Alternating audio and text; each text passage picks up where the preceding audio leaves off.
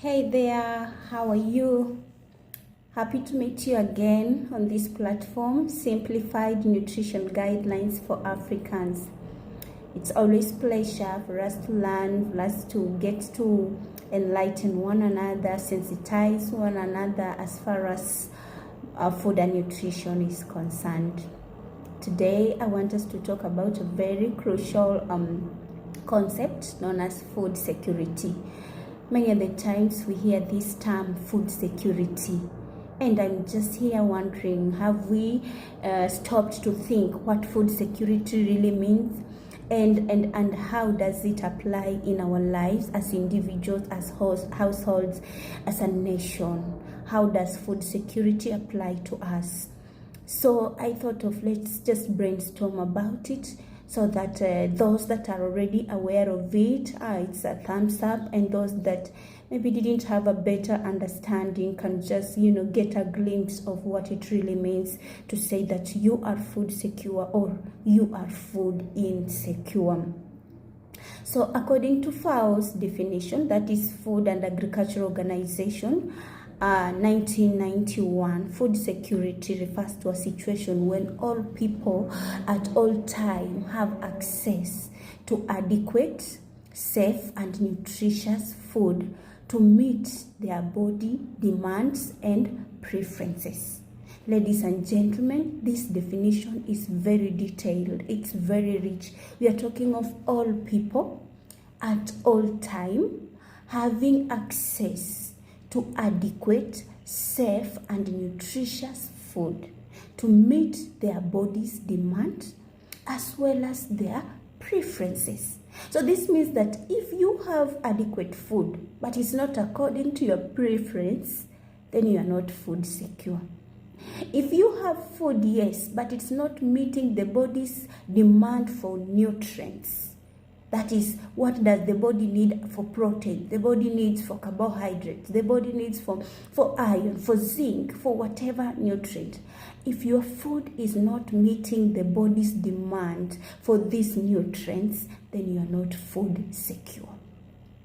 If you are having food in some seasons and then you lack food during some other seasons, then you are not food secure, because it's saying all people at all times.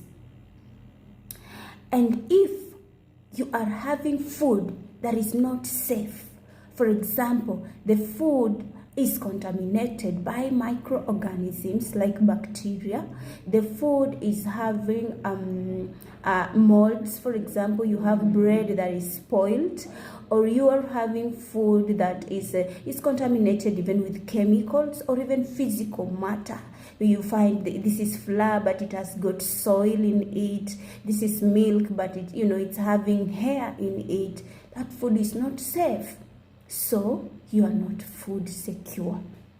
So you can see from this definition, many a times we've been thinking we are food secure when in actual sense we are not food secure.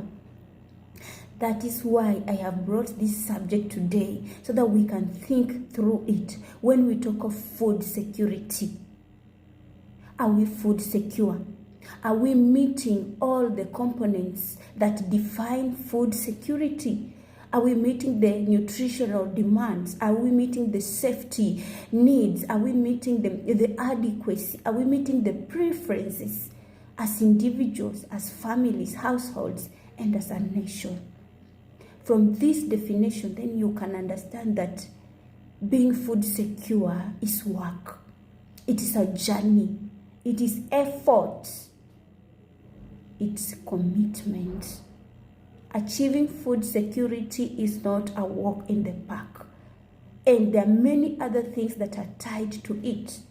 We have not talked of, things like availability. Availability alone is affected by many other circumstances or aspects. For instance, climate change. For instance, availability of resources, land, and many others. When we talk of stability, it's an issue that affects food security. When the country is undergoing war, when there is a lot of changes in politics and the instabilities that come with it, that affects food security. When we talk of accessibility, do you have the money to buy the food? Are you able to purchase the food? And even if you have the money, is the food available? You know, you could be having money, but the markets are far away and you can't get there.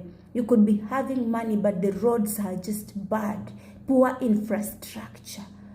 You could be having the money, but what is in the market is not good. It's not fitting your family demand. So these issues, stability, availability, accessibility, they are pillars of food security. For you to get that food that is adequate, that is safe, that is nutritious, to meet your body's demand and according to your preferences, then the aspect of availability must be put into play. The aspect of accessibility must be put into play. And the aspect of stability must be put into play. Those are the pillars unto which food security is anchored. And then we have the aspect of utilization. The food you are eating, is it in the form that the body can be able to utilize and get those nutrients that will serve you? When we are talking of growth, for example, in children, what is the quality of the protein that these children are taking? What is the quality of the iron that we are taking in this food? What is the status of bioavailability? Is this iron in a form that the body can absorb it and utilize it? Is this protein in a form that the body can be able to digest and use it? Is this food in a way that it can be broken down and mobilized around the body to fulfill the body needs?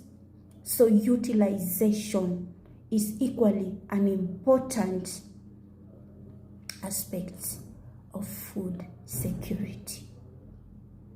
Ladies and gentlemen, for a nation to achieve food security, for a family to achieve food security, for an individual to achieve food security, it is work and commitment. Now, I want to ask you a few questions and I want you to ponder over them. In the last 12 months, how can you assess your food security status?